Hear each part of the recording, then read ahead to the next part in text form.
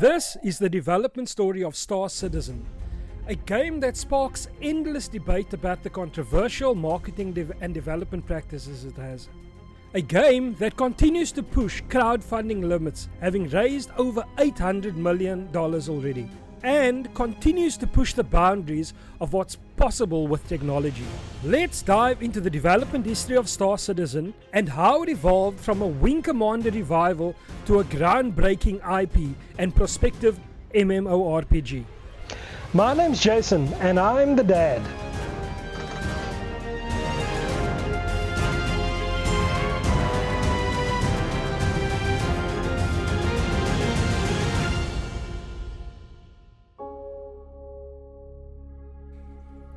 So you can't talk about Star Citizen or Squadron 42 without mentioning Chris Roberts. The very success of this project is largely due to his reputation as a publisher. In 2011, Chris Roberts wanted to create a new game, originally under the Wing Commander brand, to push the boundaries of the narrative and cinematic storytelling. He felt existing games fell short, not because of technology, but because of their execution. Ironically, this to date seems to be Star Citizen's Achilles heel, with much of the current criticism around execution.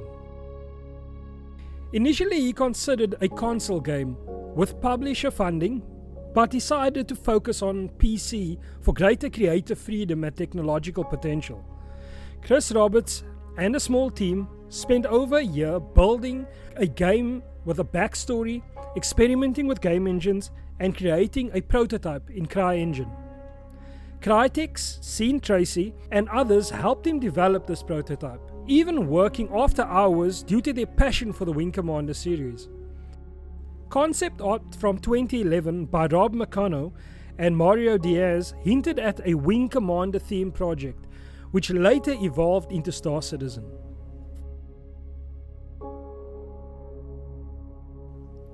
In October 2012, Star Citizen was revealed at the Game Developers Conference, and the crowdfunding campaign began. Original pledge levels included ships like the RSI Aurora, the Origin 300i, and the Anvil Hornet. The campaign ended in November 2012, raising over $2 million, far exceeding its initial goal. In August 2013, the release of the Hangar module allowed players to view their pledged ships, and this changed the project fundamentally. It made the dream of a Wing Commander type game real.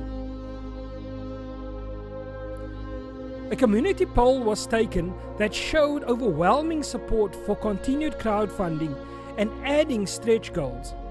At the time, the momentum was so overwhelming that Chris Roberts received a mandate to build his dream, one that many of us share to this day. What followed was regular patches that introduced new features, ships, and mechanics, building excitement amongst backers. The FOMO was real and funding exploded.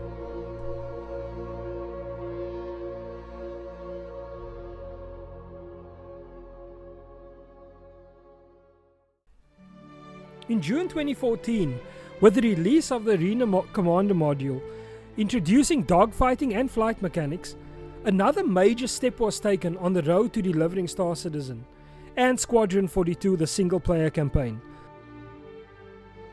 Flyable ships like the RSI Aurora, the Origin 300i, and the Anvil Hornet became available.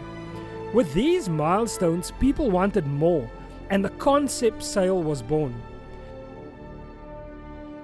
The first ship, like the Aegis Reclaimer and the Maersk Hull C series, began to roll off the desks of concept artists, and a generation of players went wild with euphoria. 12 flyable ships were delivered in 2014.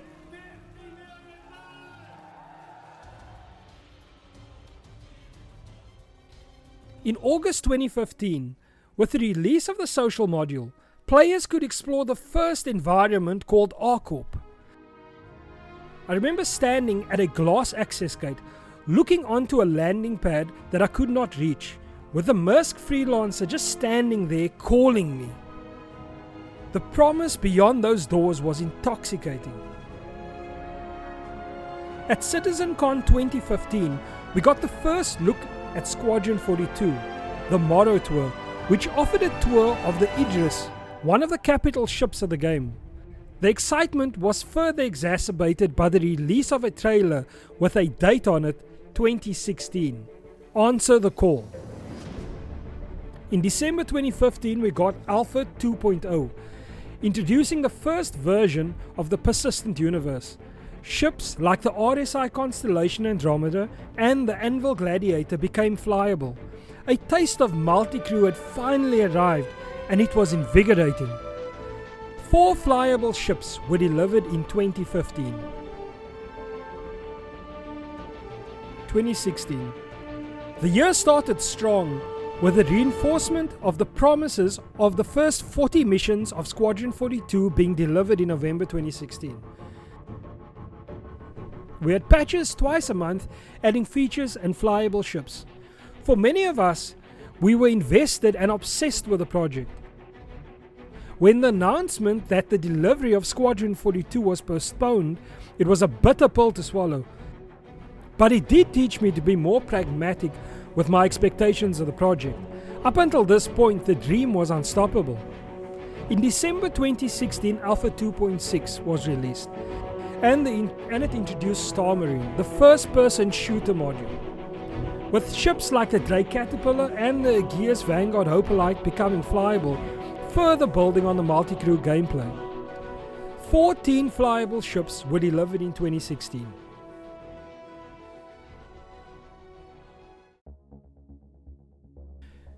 In 2017 marked a distinct change in the scope of the project.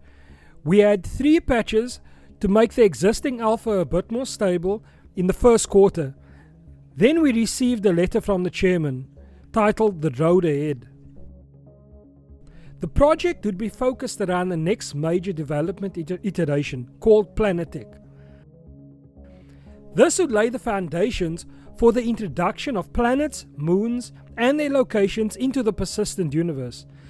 It would introduce seamless transitions from space to planets, atmospheric flight, and allow us to explore moons and asteroids like Deimos. With a huge string of features and goals attached to its release, Alpha 3.0. In my opinion, Alpha 3.0 is where we received the first actual development releases for Star Citizen. Everything that came before that was prototyping. The proof of concept that the dream could be executed with current technologies, and that it could be funded without a publisher being part of the project. It arrived in December 2017 with the release of Alpha 3.0, introducing planetary exploration and limited cargo mechanics. Ships like the RSI Aquila, the Maersk Prospector became flyable. At this point, the project had just raised $130 million in funding. 7 flyable ships were delivered in 2017. 2018 witnessed the start of the long march of trying to refactor previous completed work into the new 3.0 code branch. The quarterly release cadence was introduced, and more time was needed to bring legacy code up to date and deliver on previous promises.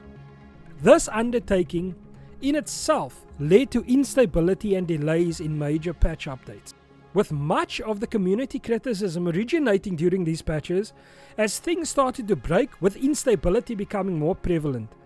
The moniker of feature creep started to rear its head, and many backers started to feel like the project was going backwards and becoming more unplayable with every patch. Despite these challenges, many new features were introduced and tested. We saw features like object container streaming, persistence, and quantum linking arriving. Many concept ships and vehicles became flyable, like the Aegis Hammerhead, the Anvil Valkyrie. Vehicles like the Tumbril Cyclone series became drivable as well. 17 flyable ships and vehicles were delivered in 2018.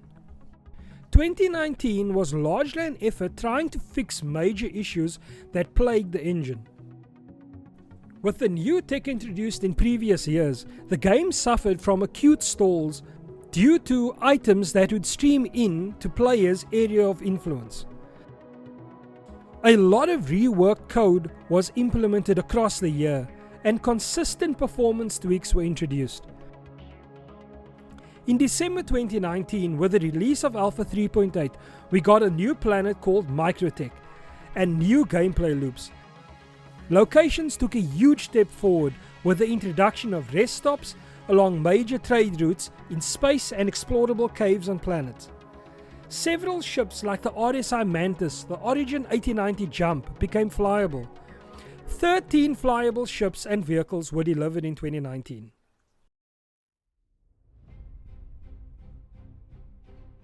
With the arrival of COVID-19 restrictions, we saw CIG redistribute their workforce. Many people had to get accustomed to working from home, and this slowed down development initially.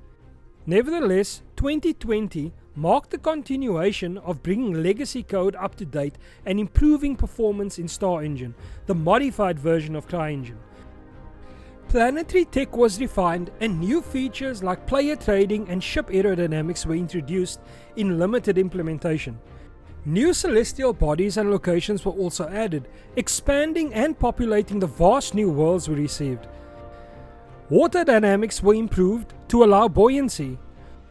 Cargo decks on selected stations expanded station gameplay, making them functional.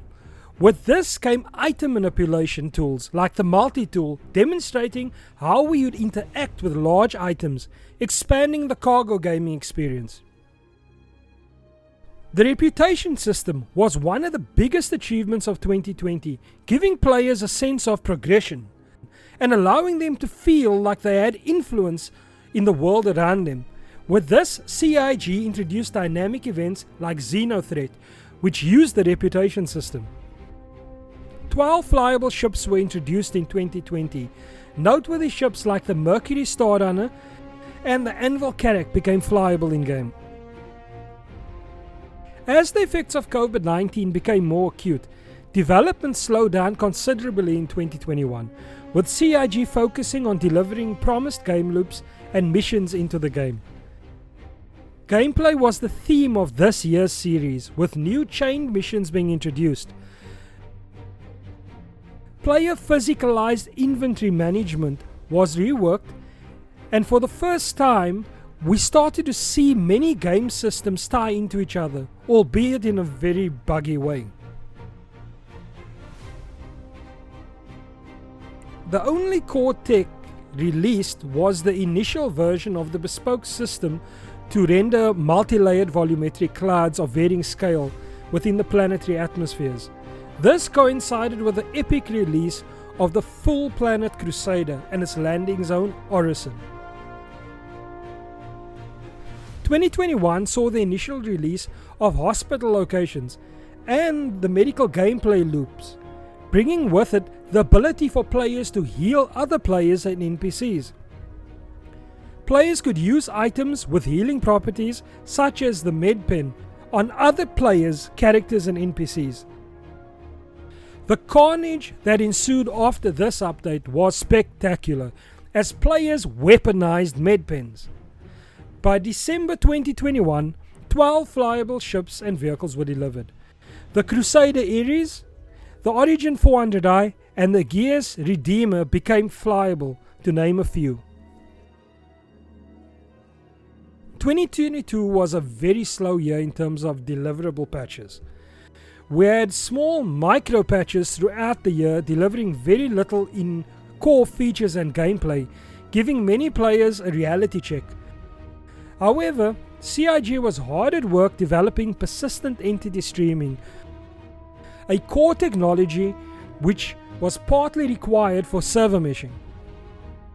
2022 was the most negative year in the development history of CIG, as articles started to appear in news sites exposing alleged maladministration. Ex-employees stepped forward, berating the management culture within the company, and because updates were slow, the Doom Patrol was in full swing across the internet. Despite all these challenges, CIG delivered new geological locations like rivers on Microtech, This also included amazing points of interest like ship crash sites and abandoned outpost ruins. Long-awaited ship refueling was also implemented, making the Starfarer series feature complete. The system allowed players to fly their ships, refuel other ships and get paid for it. The Siege of Orison mission chain was introduced along with several other mission types, expanding the PvE content for many players. And don't forget the amazing coffee bar in Area 18.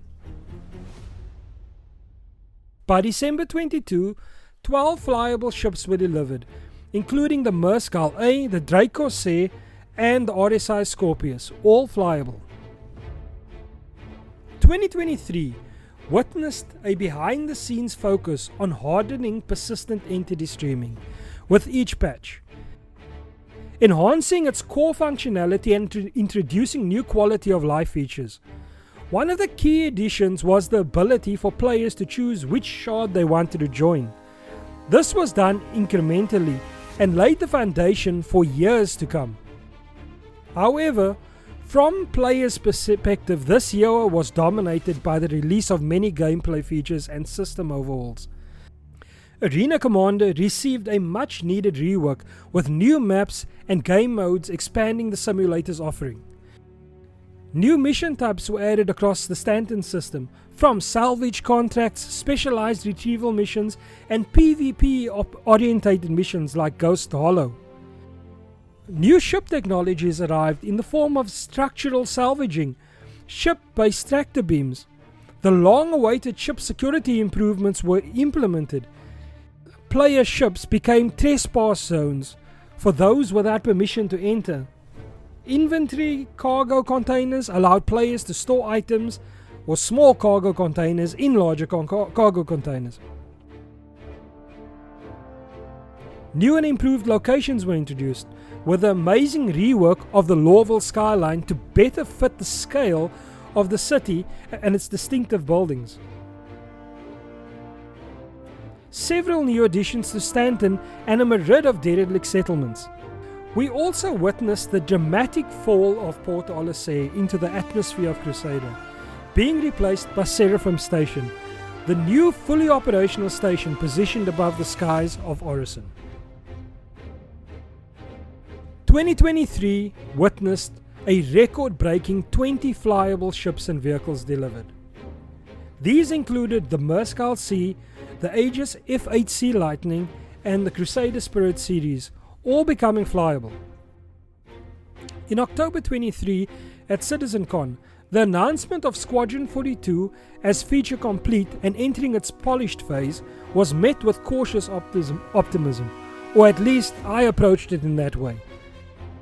No release date was given, but it was clear that they were confident enough to show off a few clips.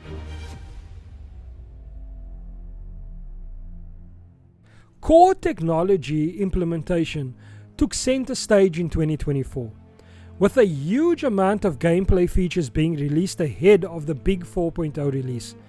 The Mobiglass got its rework, and with this came the improvements of the star map and the FPS maps, which were all seamlessly integrated to one app. You could now zoom out from your local ship space into the solar system view in one action. New inventory and loot screen UI improvements made the user experience much better. With player interaction experience improvements came holistic arrays of complementary features and systems, all related directly to improving the player interface, player status, item status, environment status, as well as interactions with both the game world and objects in the game world was greatly improved. The HUD and visor reworks for different ship manufacturers was a welcome change, as well as giving each ship's cockpit a character of its own. Then the big one for me was the EVA changes, which improved EVA controls and animations for smooth traveling in 0G, introducing limited EVA fuel and encouraging the use of 0G push and pull. This made the entire experience more immersive and fun. Many new mission chains were introduced, some more successful than others. The major step forward came in decoupling the replication layer from the in-game memory cache responsible for tracking the state of all dynamic objects in the game server.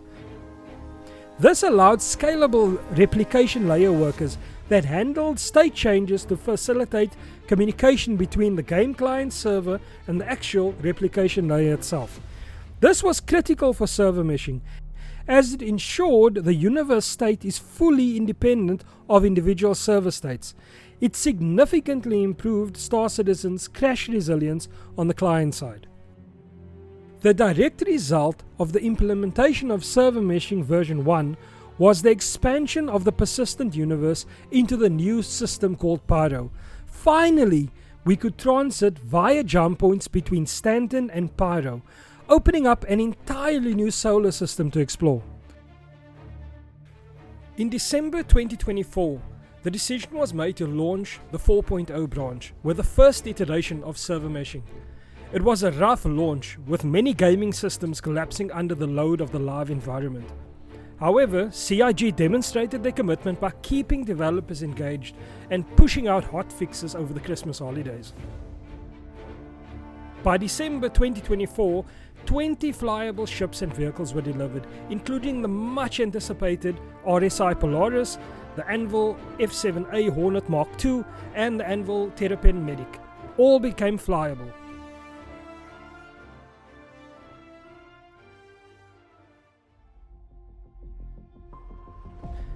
During the creation of this video, I've left out much that deserves to be included for the sake of brevity, but I have come to appreciate what CIG has delivered to date. I also realized that their execution in many cases has been rough, but they've always delivered on pledged features.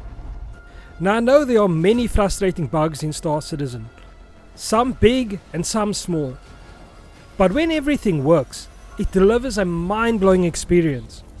The reality is that Star Citizen is a game in development, with an unstable code base that constantly changes. Many content creators have been covering Star Citizen from the beginning, being subject to patches and gameplay that is absolutely not acceptable in any released AAA title. But Star Citizen is not a final product, and so many seem to have lost sight of that fact. I believe the open develop methodology employed by CIG is a two-edged sword that has inspired great success and consternation.